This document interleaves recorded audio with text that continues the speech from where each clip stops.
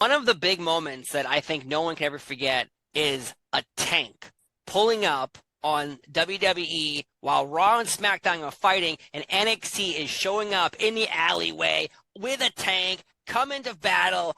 Outstanding. Keith Lee, though, was the one on that tank. Was there like a rock, paper, scissors that who got to stand on the tank and who didn't? Because I saw you walking on the side. Hey, one little turn, poof, you're gone.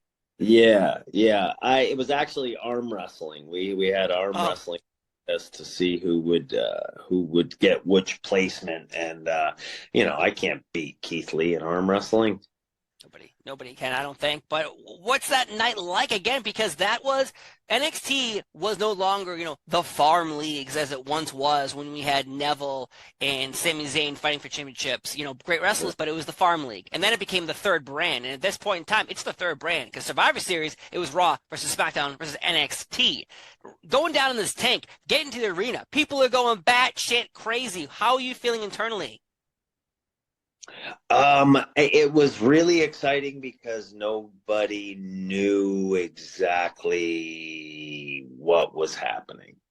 We were finding out, right before and then going out and performing. And like, there was some like risk and danger involved to all of it because you didn't know how it would be received, but then you didn't know which way they were going to go next.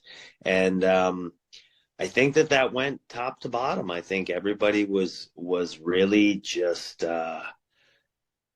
kind of seeing what was going to come of these new moves, like these new directions. And it was super exciting at that time, in my opinion, because it was like, I don't know. I have a loose idea of the direction we're going, but I don't know what we'll be doing 2 weeks from now necessarily. And then to go up and get to do some stuff on Raw with Hunter, um, do like you said the tank segment. We wrestled the New Day. We wrestled Todd and Ray. I don't remember at the The time Viking if Raiders? if they had changed the name yet or whatnot, but like we got to do some Survivor Series stuff. It was really just a very very cool and exciting time to mix it up with what was then considered the main roster, and to be told, like, we're changing our perception and our attitude here, and we are the third brand, and we are, that was emphatic. It didn't come to be exactly like that, which was a little disappointing from a performer standpoint. But to have that moment in my career, I'm grateful for it. I'm grateful for just all of it, all of my career, the ups, the downs. I mean, it's a charmed life that I've been fortunate enough to live. Man, look at you and your wisdom over there. That's what happens when you share, on the table with Thomas Jefferson and, all Yeah, those very wise men back in the day. I John Hancock is on the declaration.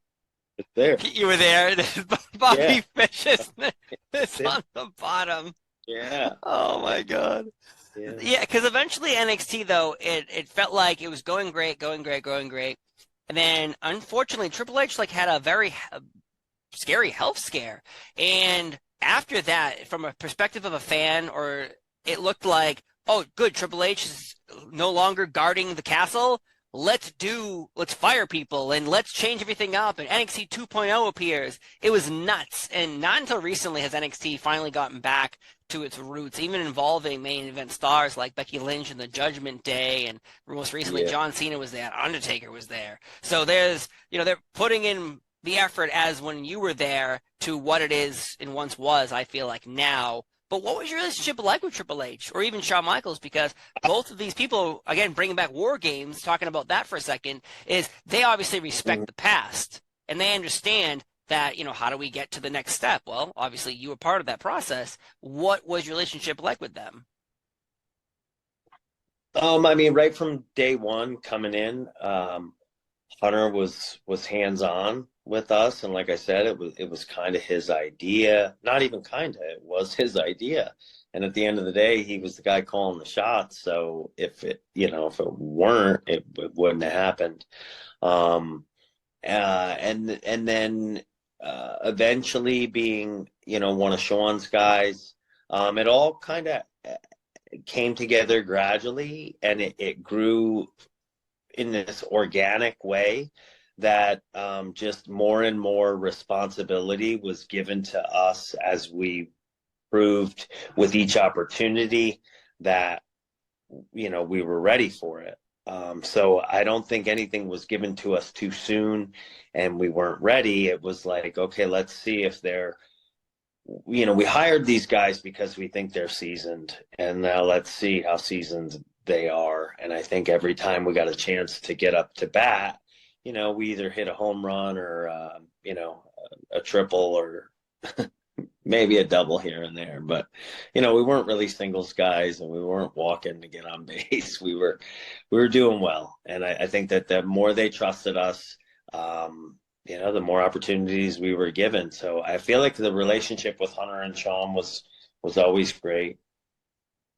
Were you shocked though when the Undisputed Era kind of unfortunately it didn't fizzle out, but it also didn't have the conclusion that many people thought would happen, because eventually, as you brought up Ring of Honor, the Kyle O'Reilly Adam Cole thing happened there. Well, it happens in NXT as well.